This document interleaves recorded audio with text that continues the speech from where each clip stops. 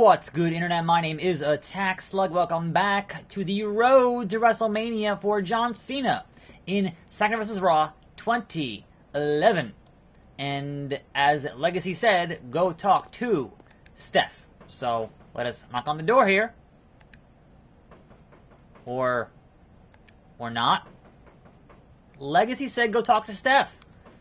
So I guess I have to go where the exclamation point is and see what the deal is with Vladimir Kozlov and Big Ezekiel Jackson. So I guess let's go do that because, I don't know. I assumed it would let me go talk to Steph first, but apparently not. So what's the deal here, boys? Keep with walking, John Cena. You will not attack Orton tonight. What's all this? We got orders not to let you anywhere near the WWE champion. Well, you're gonna have trouble following these orders when I'm pinning him in that ring tonight. You have problem? Talk to GM. Don't talk to us anymore. I love WWE. Alright, that was a weird distraction, but okay. There was no need for that. I would have avoided them to begin with. So, whatever. Let's go back to where we were and talk to Steph. Because if you noticed yesterday, over here on the board, it says Randy Orton Big Show. And I'm like, no. John Cena earned the right to fight Randy Orton. Recognize. What's the deal? What is? You have some explaining to do, Stephanie. Calm down, Cena. Look, Orton went over my head. After that alleged assault, Randy got a restraining order against you and MVP. There's nothing I can do. It's wrestling. A restraining order? Now how is that gonna work? Check your calendar. My foot has an appointment with his cranium tonight. Not anymore, it doesn't. Your title shot is off. It's out of my hands. These two are here to make sure you don't try anything as you exit the arena. Please vacate the arena calmly. Oh no. Okay? How do you claim an unsafe working environment when you're a wrestler and wrestling happened? That never made sense to me. But yeah, we're gonna go along quietly here. Are you starting For to once. believe Orton's lies? You think I'm some kind of maniac? Well, I'm not. I'll leave quietly. But this ain't over. This ain't over. Boys. Boys. I said good day. Hey, John Morrison, am I still a jobber? I can't. Invisible wall! Invisible wall! You go to the garage. I love WWE. Green room. Green room. Nope. They're not letting me do it. They're just chasing me down the hallway in their underwear. Thanks, guys. Much appreciated. Alright, well, John Cena just got screwed here. What else is new? The Authority holding him down. What else is new? Alright. See you next week, I guess, because we're not going to have a match at the Royal Rumble. Can I fight you here? Can I fight you here? No. Okay. Whatever. I'm sure John Cena will get another shot at some point. He's John Cena.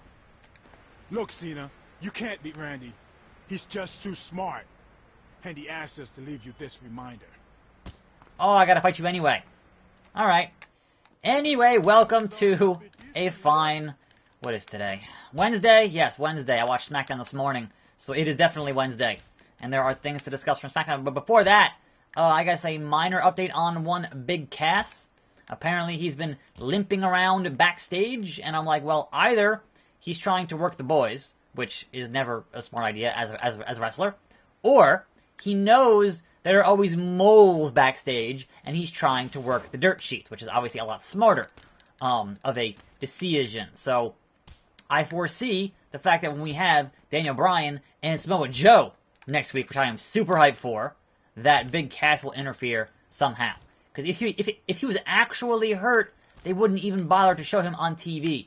They showed him on crutches on SmackDown. So I'm assuming that he's not actually hurt and they're playing it up and he's kind of doing that kind of thing. So kudos if that is actually the case. If he's actually hurt, then seriously, what is he doing? I don't know. Elsewhere in the news, before I get into SmackDown here, we have the fact that the XFL, remember them? Yeah, they're coming back at some point. They're selling merchandise already. And I'm like, they don't have teams, they don't have cities, they don't have coaches, they don't have anything, no TV deal, nothing, but you can totally buy XFL t-shirts if you want to. Don't know why you would, but you can. So, Also, mugs and other various apparel type things are possible to buy if you would like them. Now, I know that t-shirts that just say NFL exist, but generally, if you're buying a sports-related piece of merchandise, you're buying your favorite team's merchandise, and not just generic, oh, I like the brand merchandise. So it's like you're not buying MLB t-shirts that just say MLB. You're buying, you know, Mets, Yankees, whatever. So that's weird, but hey, perhaps they need money. At this point, I don't know why Vince needs money, because, you know, they just are worth billions of dollars now, but that's kind of neither here nor there, I guess. Get yourself into that car, Kozlov. Big Zeke. Come on, hit it. Really? I got a minute and a half left. What was that? Oh no! John Cena's poor face. The face who runs the place. Into the car. What is happening here? That is massively disturbing. Please don't do that again. Boom. I saw a finisher for some reason. Go into the car, Kozlov. Woo! Am I now? Am I really? Because I have the attitude adjustment. Zeke. Onto the concrete. Almost onto Kozlov. Boom. Beep, beep, beep, beep. What else is new? With a minute to spare. Now I can leave. That they have been disposed of. Now I can leave. Okay. Fair enough. Proceed. So he's fighting Kofi Kingston. Alright. Kofi Kingston as the champion hurt. He may have come in as a last-minute replacement. I thought the thing said Big Show. What? Legacy. Oh no, Cody Rhodes has sent Kofi crashing to the arena floor. It's a dirty tactic, but this is a no disqualification match. Crossroads. Onto the floor. How can Kofi survive against this onslaught? That Viper Randy Orton has all the angles covered. Really? Not even gonna give him the RKO? Okay. Didn't even do the draping DDT. Like, what? Your winner, and still WWE Champion, Randy Where's Ted? Orton. This is a disgrace. Kofi and Orton reeling, and then... Again, I'm not advocating his actions, but you have to expect those kind of things when you face Randy Orton. But how long will he have to endure this tyrannical reign as WWE Champion King? At least we have something else to look forward to. The Royal Rumble match is next. Who's gonna win the Rumble? Also, remember when Randy Orton used to punch down on the ring for his taunts and then he injured his arms? That was pretty funny. MVP has won the Royal Rumble. He's going to WrestleMania to take on the champion of his choosing. What a cap to a wild night, Michael. This is the craziest Royal Rumble I can remember. And what happened to John Cena? He left. The #1 contender has a restraining order against him. Cena got robbed, but he may be the one going to jail if he gets too close to Randy Orton. MVP is going to WrestleMania. Randy Orton looks more dominant than ever. Can he be stopped? Why was he ringside for the Rumble, is my question. What? He wasn't in the Rumble, he's still champion. What? Point the sign, and fireworks. Like, why is Randy Orton even there? What? Anyway, elsewhere in the news, if you were wondering, now that Fox is gonna hopefully, supposedly, be doing WWE, what happens to their deal with UFC? Well, apparently ESPN is now the deal there for UFC at the tune of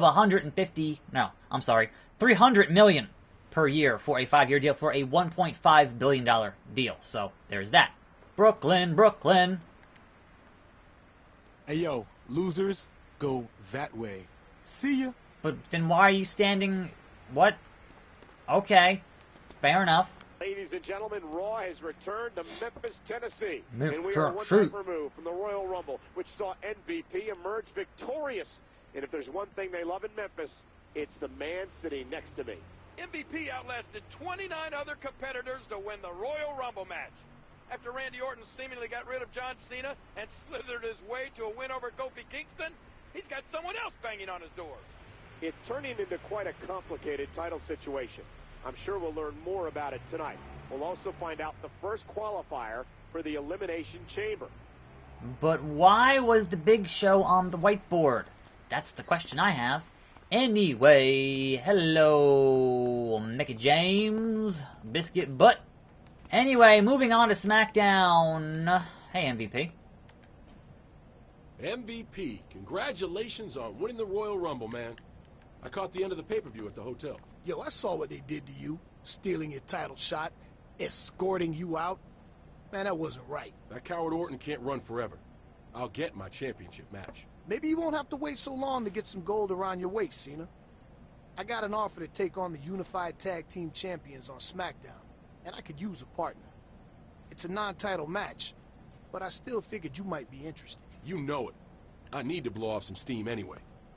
I can just go to SmackDown and have a match? Okay, I guess. Fine. Is that a challenge match? But speaking of SmackDown, we have the fact that Miz with the botch of the night, saying Fortline instead of Fortnite, was pretty funny. Although he did immediately catch himself and go, oh, is it Fortnite? Like, you could tell Miz does not play video games. But elsewhere on SmackDown, you called up... Where am I going here? You called up the Iconics, right, from NXT. Then you had them interfere with Charlotte and cost her the belt against Carmella. Fine. But then you had them job to Lana for a Money in the Bank qualifier. Now, granted, Aiden English ringside, Rusev not on the show at all, and that kind of stuff. But you really called up the Iconics to job to Lana for a Money in the Bank qualifier? Like, what? That was the most baffling thing I saw on... Well, one of the most baffling things I saw on SmackDown this week. But there you go. Lana is the best. Lana #1. We had another week of Almas beating up a jobber. So, hey, at least he's on the show. Unlike over on Raw, where are the Authors of Pain? What happened to them? They're on, like, main event now. Like, seriously? Come on. Why call them... If you don't have a storyline in place, then why call them up? It's like they wrote themselves into a corner in that fans expect fresh faces and call-ups on the Raw after Mania. And so now they have to, even with no plans in place for them. Just go away. But I want to watch Miz and Mrs. on the USA Network. Hey, Steph. What's cracking? Stephanie McMahon. Just the general manager I'm looking for. You get my title shot worked out yet? Cena, you have no idea what it's like to do my job. And your antics don't make it any easier for me. You know I earned that title shot, and you're letting Randy Orton push you around? Here I thought you were a McMahon. I can give you a reminder that I'm a McMahon, Cena. Look, tonight there's a mixed tag match that needs a spot. Why? I'm putting you in it. You've got your match, now just go compete. You seem pretty stressed, Steph. You need a hug or a can of soup or something? Just leave, Cena. Just leave. Am I teaming up with Mickey James? Looking at the map, probably. That appears to be the case. It wouldn't be Maurice. So, hey, Maurice, I'll see. She's still doing the same. She's still standing here. I left, and she's still like, ew, ew, ew, get away, ew. That's really funny. Anyway, video games. So, we have... Yes, it's Mickey James. It totally is. It totally is. How about that? Hey, Cena, I hear you're my tag partner tonight. Yeah, Mickey, that's what they tell me. Anything I need to know? Only that we're going up against the blondest, most conceited pair in WWE history. But with you on my side, I feel a whole lot better. The blondest. So, Maurice and Dolph Ziggler? Or Maurice and Sheamus? I wouldn't have thought that would have worked out between Maurice and Sheamus, but what do I know? John Cena. You came between Maurice and me last week. Fella. You interfered with destiny. I blame you. Relax there, Pale Rider. Who am I to interfere with true love? But really, you think Maurice is the right one for you? She's a looker, don't get me wrong. But does she really understand the Celtic warrior?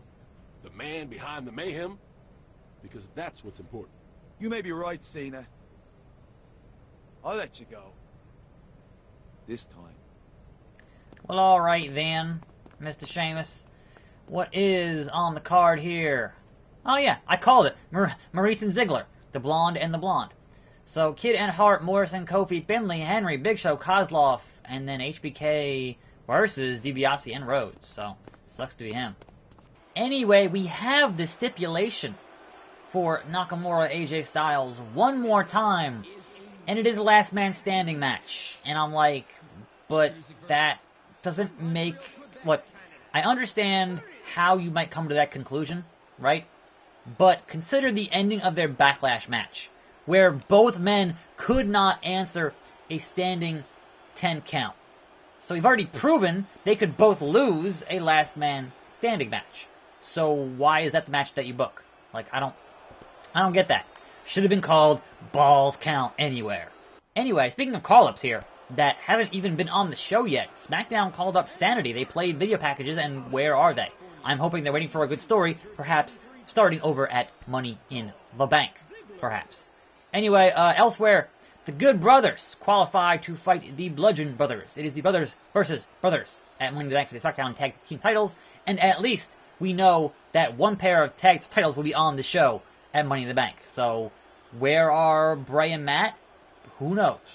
If anything, I could see Bray and Matt totally fighting McIntyre and Ziggler at Money in the Bank for those tag team titles on Raw, perhaps. And speaking of Money in the Bank, Naomi has also qualified. So there was, I think, one spot left for the ladies, and that'll be on Raw next week.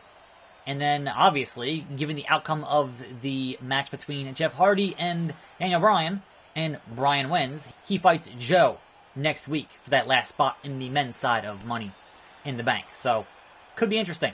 And definitely seeing Bryan and Joe on a WWE program, like, that needs to be pay-per-view. Like, seriously. But, is what it is, and I'm sure it'll be excellent for what they give them on TV next week. But that all being said, I was thinking back to the whole Ronda Rousey and Nia Jax situation, if you will, and how they're going to handle that at Money in the Bank. And I think a lot of folks are assuming that Ronda's going to win the belt. And I'm like, I would have assumed that too, up until the fact that they've apparently now interjected one Stephanie McMahon into the scenario. And once you have that wild card in there, I think it is entirely plausible that Steph ends up costing Ronda the match and the title. And you're saying, well, but Nia's not a heel, so why would that work? I mean, you could turn her heel if you wanted to, have her be a corporate champion. That is also a possibility. And I've seen some folks saying, well, you wouldn't do that because Steph and Ronda already fought at Mania. Like, they already had a match, and Ronda handily tapped her out. But I'm like, yeah, how many times did Stone Cold and Vince get into it? How many times did Stone Cold whoop on Vince, and then Vince still kept on messing with Stone Cold? This is the same dichotomy. It's the same scenario that they're trying to do. So, I foresee a long time, many months, many moons, many years of Stephanie messing with Ronda. That makes a lot of sense to kind of have that same scenario for the women as they had with Stone Cold and Vince with the men. Like, that's just, it works. And if it works, you keep doing it. So them having a match at Mania kind of means nothing in the long run. You had Vince and Stone Cold in a steel cage at the St. Valentine's Day Massacre. And that was the debut of Paul White, a.k.a. The Big Show. And guess what? Vince kept messing with Stone Cold. So it would not be surprising at all for Stephanie to screw over Ronda Rousey again. Still salty about getting her arm messed up on Mania and at Raw the night after. Still salty. So that would not surprise me in any capacity. So that is certainly a thing. I heard some folks were like, well, what if they have Ronda win and then have Natalya be Miss Money in the Bank? Because, like, the question once Ronda wins is then who beats her, and you don't really have an answer just yet, considering how you're going to build her, right? So if you had a Money in the Bank cash-in, that's a whole that's the opportunity. You can get beat on a cash-in, and it won't be as big of a deal as losing in a straight regular match. So, like, I get that, and that would totally start up a Natalya and Ronda feud, and that'd be fine because you want her working with somebody who actually has, experience and is a well-seasoned in-ring veteran who's been there for 10 years and whatnot. Also, Mickey, you're terrible. Speaking of veterans, what are you doing, Mickey? That was the easiest thing in the world, and you botched it. And you botched it. So, I think that those are kind of two options that you have there. Now, as much as it would be hilarious to have Rusev and Lana both win Money in the Bank. I just don't see Lana winning Miss Money in the Bank because it's Lana. Come on now. I think Alexa Bliss is a lot more likely to be your Miss Money in the Bank come June the 17th. So, we'll see. We'll see. But that kind of is what it is in terms of, I guess, both Raw and SmackDown. Not having actually watched Raw now, not too many other thoughts outside of, man, I would have appreciated the B Team's epic celebration more had the match been longer. But that celebration lasted longer than the match did. I'm like, perhaps that's part of the joke, but I don't know. Give them a longer match. I have no idea what their plans are for the B Team, but Mickie James, where are you running?